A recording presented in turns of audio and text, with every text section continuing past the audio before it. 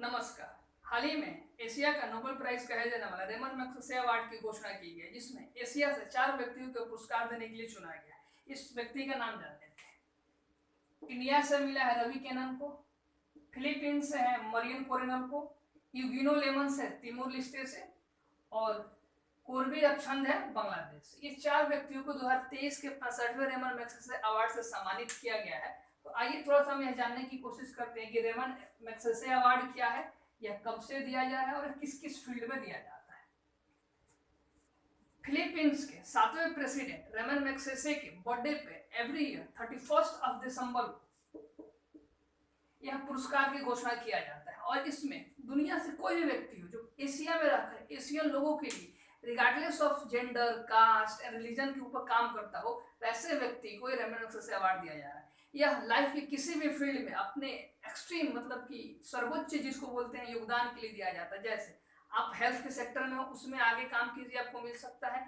पत्रकारिता के क्षेत्र में मिल सकता है। स्पेस के जिस क्षेत्र में आप हैं उसमें अगर आप ऊंचाइयों को छूते हैं और एशियन लोगों के लिए काम करते हैं तो आपको रेमन मैग्सेसे अवार्ड मिलता है। यह रेमन मैग्सेसे अवार्ड 1958 से दिया जा रहा है। 1958 से यह दिया जा रहा है। यह फिलीपींस के जो प्रेसिडेंट थे, फिलीपींस के जो प्रेसिडेंट थे रेमन मैग्सेसे, उन्हीं के बर्थडे पे इस डेट को दिया जाता है। और पहले एशियन व्यक्ति कौन थे जिन्हें रेमन मैग्सेसे अवार्ड दिया जाता है, जो आपको याद रखना चाहिए। उन व्यक्ति का नाम था विनोबा भावे।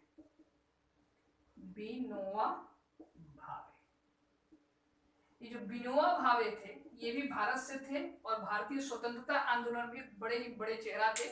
और जिस समय भारत में व्यक्तिगत आंदोलन शुरू हुआ था, व्यक्तिगत सत्याग्रह, उसमें एक सत्याग्रही भी रहे थे। और भारत में जो भूदान आंदोलन चला हुआ था उसमें काफी बड़े उसकी शुरुआत इन्हीं से मानी जाती है और इन्होंने उसमें काफी प्रशंसनीय काम किया था। और आइए थोड़ा सा यह जानते हैं कि भारत के जो रवि केनन है उनको किस फील्ड में अवार्ड दिया गया है। तो भारत के जो रवि केनन है इनका अपना खुद असम में एक कैंसर अस्पताल है और यह खुद एक ऑन्कोलॉजिस्ट है। देखिए ऑन्कोलॉजिस्ट क्या होता है, कोई वैसे व्यक्ति, वैसे डॉक्टर जो कैंसर के फील्ड में काफी स्टडी करते हैं उनको ऑन्कोलॉजिस्ट कहा जाता है। और ऑन्कोलॉजी क्या होती है, ऑन्कोलॉजी क्या होती है, study of cancer is called oncology. और उसको जो स्टडी करता है वो ऑन्कोलॉजिस्ट कहलाता है।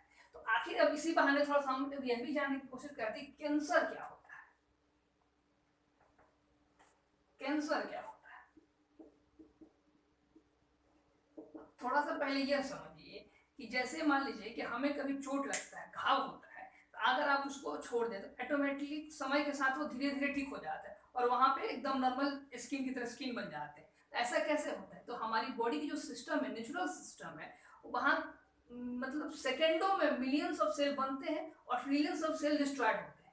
बट कभी ऐसा हो जाए जब सेल, केवल जो सेल मतलब कोशिका, जो बॉडी की स्मॉलेस्ट यूनिट है, यह बनती रहे और डिस्ट्रॉय ना है, उस केस में जो केस बनेगा वही कैंसर की कहलाता है। जैसे समझिए अगर मान लें कि कहीं किसी को घाव हुआ है तो ये जो एक सेल है आपके बॉडी का, यह आगे टूटेगा और नए सेल का निर्माण करेगा। यह कंट्रोल वे में होगा, इससे कोई डिजीज नहीं होगा, डिजीज नहीं होगी। बट अगर यही जो है अनकंट्रोल वे में हो जाए, अनकंट्रोल डिवीजन ऑफ सेल,